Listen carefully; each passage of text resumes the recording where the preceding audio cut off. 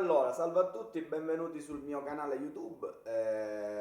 Oggi parlo del banning. In realtà quando ho creato questo canale YouTube non volevo parlare del banning, volevo parlare delle cose, diciamo, che ci stavano dopo.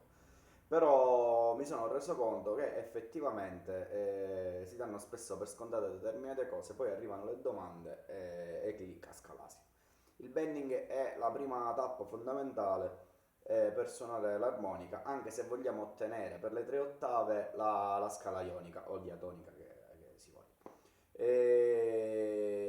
Questa tecnica, al di là delle questioni della meccanica dell'armonica, cioè quale ancia vibra, per l'armonicista è importante, a mio avviso, che sappia che cosa accade all'interno della bocca e soprattutto come può fare in modo che ciò avvenga in maniera tale che tiri fuori il suo primo bending e poi da lì potrà tirar fuori, potrà ricavare il bending in tutte le tre ottave.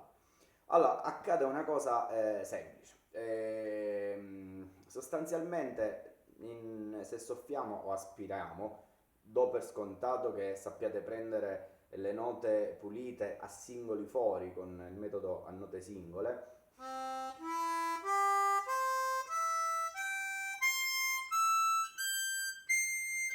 Queste sono soffiate, aspirate.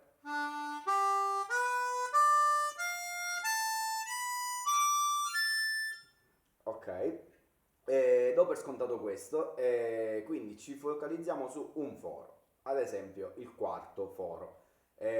Dico il quarto perché nel quarto c'è aspirato un solo bending.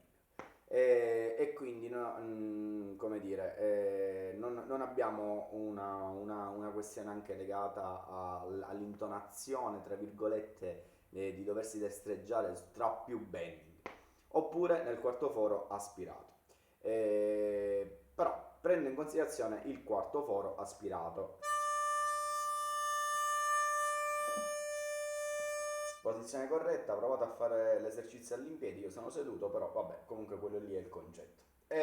Quindi, quarto foro aspirato, devo fare in modo di pronunziare dei vocalizzi o delle vocali. Queste vocali sono quella più semplice, la U. Se lo faccio aspirato sarà buffo, però sarà U. Se io già dico U, se provate a dire U, vedrete che la lingua da una posizione rilassata, quindi distesa, si ritrae all'indietro e crea un arco.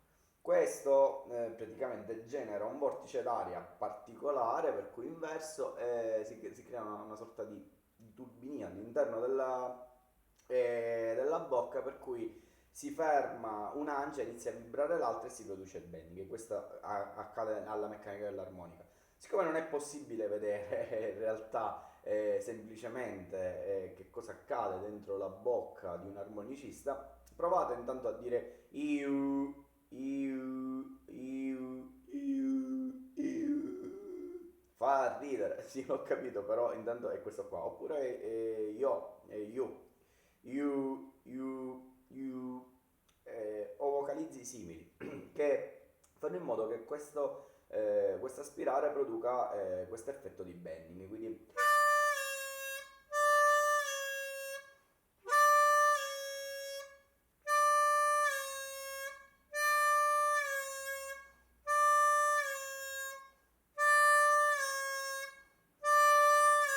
ok, inizialmente questa cosa è semplice. Come dire, semplice relativamente, nel senso è il primo scoglio, forse la cosa più difficile, ma anche la cosa dove dovete per forza passare se volete suonare l'armonica, non andando ad utilizzare quelle note mancanti che altrimenti non produrrete suonando solamente soffiando e aspirando.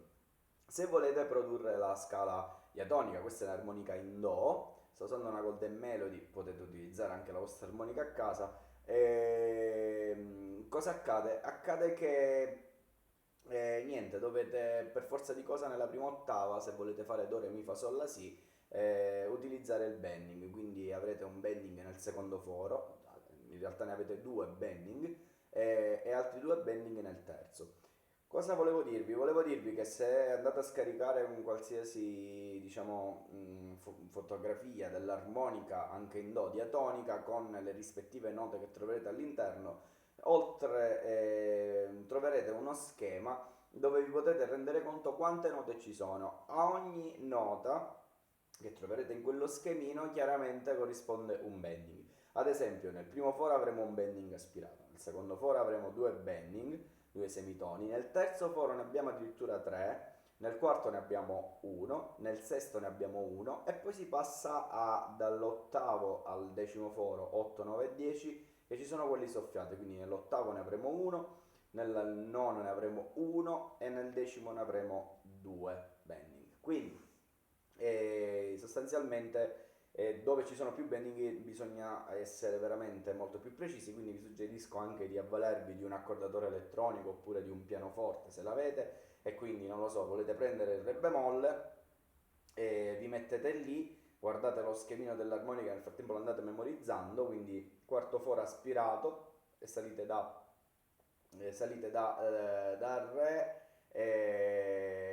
dal re, a re bemolle, ok? Perché salita per scendere.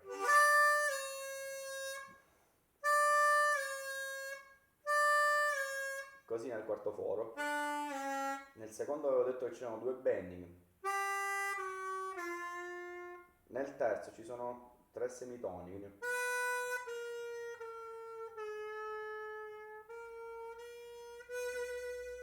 nel sesto ne abbiamo uno aspirato. Nell'ottavo abbiamo invece il procedimento è sempre IU, però questa volta soffiare. IU nel nono e nel decimo. Ok, quindi una scala diatonica per le tre ottave è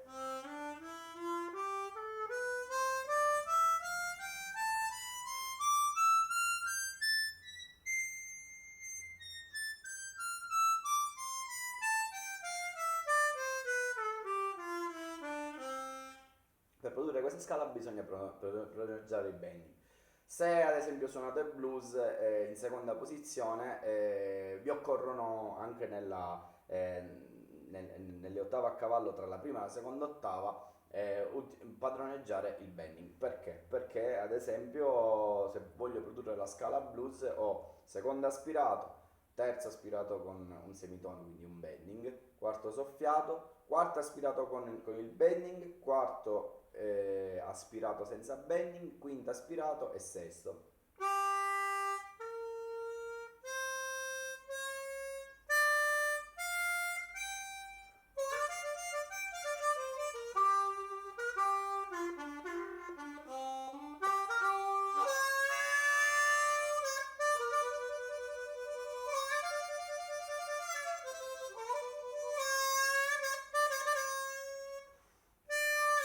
Iu.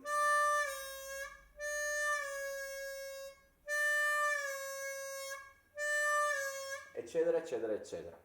Io non ho altro da aggiungere, se non esercitatevi a bestia fino a quando chiaramente no, non riuscirete a intonare perfettamente queste note e non canterete le varie scale. Questo è il consiglio. Poi potete andare ad orecchio senza nemmeno chiedervi che scale state facendo, che note state facendo, che l'ho visto fare a tanti armonicisti altrettanto bravi, però come dire, forse chiedendosi anche che note dobbiamo suonare, intonandosi perfettamente, raggiungerete sicuramente un livello anche di esecuzione a mio avviso migliore. Poi fate voi. Se volete farmi delle domande potete commentare qua sotto, se volete chiedermi delle cose potete chiederlo, oppure se volete scrivermi, potete scrivermi a saveriomazzara@virgilio.it. Per il resto niente, vi auguro tante bellissime cose e buon esercizio. Alla prossima, ciao!